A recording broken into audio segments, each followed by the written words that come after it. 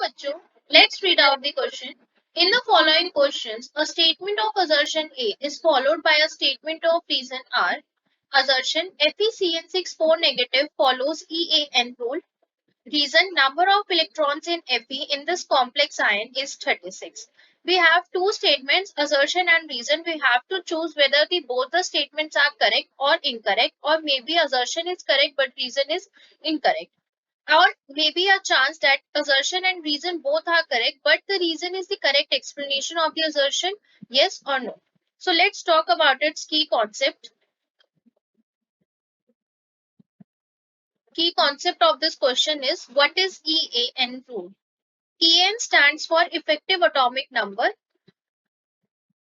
Effective atomic number. EAN. इसमें क्या होता है हमारा, इसका एक फॉर्मूला होता है, that is atomic number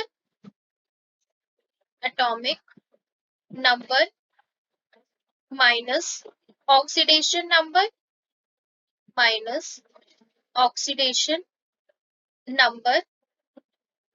plus 2 into coordination number.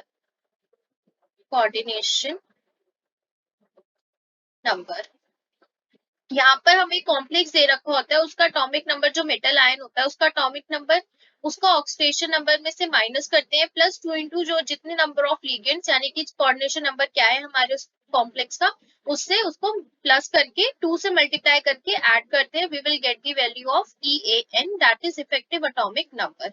दूसरी चीज इसके अंदर क्या होती है इफेक्टिव एटॉमिक नंबर में, कि ये हमें टोटल नंबर ऑफ इलेक्ट्रॉन्स जो होते हैं इसके अंदर, ये जो हमारे इलेक्ट्रॉन्स आते हैं इसे कैलकुलेट करके वो हमारे atomic number of noble gases के इक्वल आते हैं.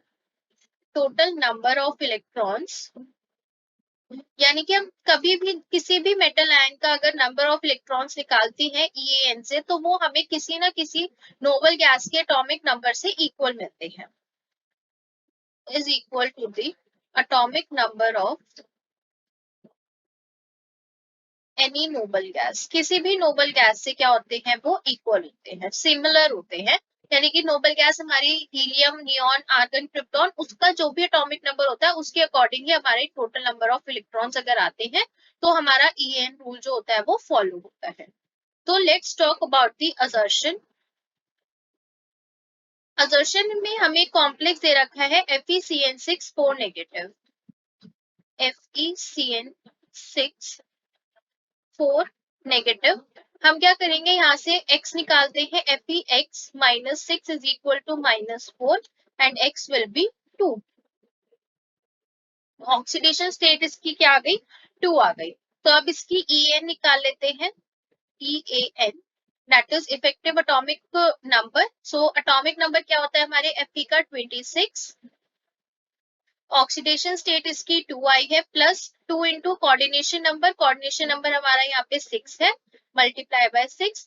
तो यहाँ से इसे सॉल्व करके we will get the value 36.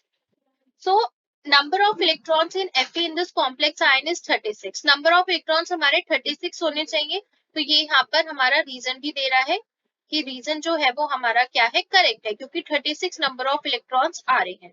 अब असर्शन हमारा करेक्ट है या नहीं, क्या वो फॉलो कर रहा है EAN रूल को. EAN रूल को फॉलो करने के लिए हमारे पास ये वाली कंडीशन सेटिस्फाई होनी चाहिए कि नंबर ऑफ इलेक्ट्रॉन्स जो है हमारे टोटल वो किसी भी नोबल गैस के एटॉमिक नंबर के इक्वल आने चाहिए. तो as we know 36 atomic number जो होता है वो हमारी किस नोबल गैस का होता है, क्रिप्टॉन का, सॉरी